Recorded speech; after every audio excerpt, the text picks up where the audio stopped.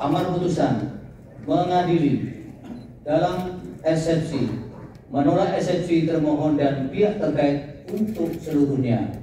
Dalam pokok permohonan, menolak permohonan pemohon untuk seluruhnya. Pendapat berbeda atau dissenting opinion.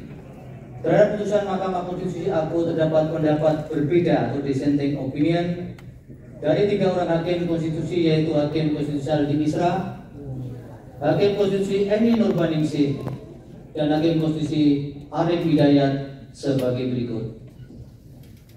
Dipersilakan. Terima kasih Pak Ketua. Saya hanya akan bacakan ringkasan dari dissenting ini. Menimbang bahwa sebelum sampai pada materi pokok atau inti pendapat berbeda atau dissenting opinion, saya akan menguraikan terlebih dahulu berkenaan dengan pemilu yang jujur dan adil sebagai bagian azas atau prinsip fundamental pemilu yang diatur dalam Undang-Undang Dasar 1945 sebagai berikut. Setelah membaca Undang-Undang Dasar 1945 secara komprehensif, dapat dipahami bahwa sistem politik demokrasi yang hendak dibangun adalah demokrasi yang bermartabat dalam kerangka persatuan dan kesatuan bangsa. Untuk itu, Undang-Undang Dasar 1945 menegaskan bahwa pemilu sebagai mekanisme demokrasi harus dijalankan secara jujur dan adil. Hal itu yang menjadi alasan mengapa pasal 22E ayat 1 Undang-Undang Dasar 1945 mengatur azas langsung, umum, bebas, rahasia, jujur, adil, dan berkala setiap 5 tahun sekali sebagai azas pemilu. Norma tersebut merupakan azas atau prinsip dasar kontestasi pemilu yang mesti dilaksanakan agar sistem demokrasi yang dicita-citakan Undang-Undang Dasar 1945 dapat dicapai.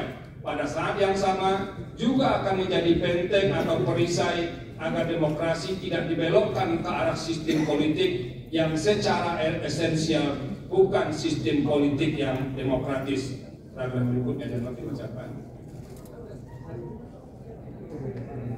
Berbagai prinsip dan kriteria pemilu jujur dan adil serta kemungkinan adanya malpraktek yang akan terjadi dalam pemilu sebagaimana telah diuraikan di atas dapat dipahami. Tidak cukup sekadar diukur dari aspek aturan dan tersedianya mekanisme penyelesaian masalah hukum pemilu.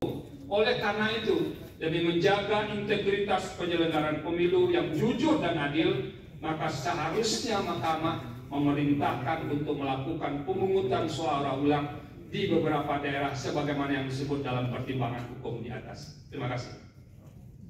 Yang mulia.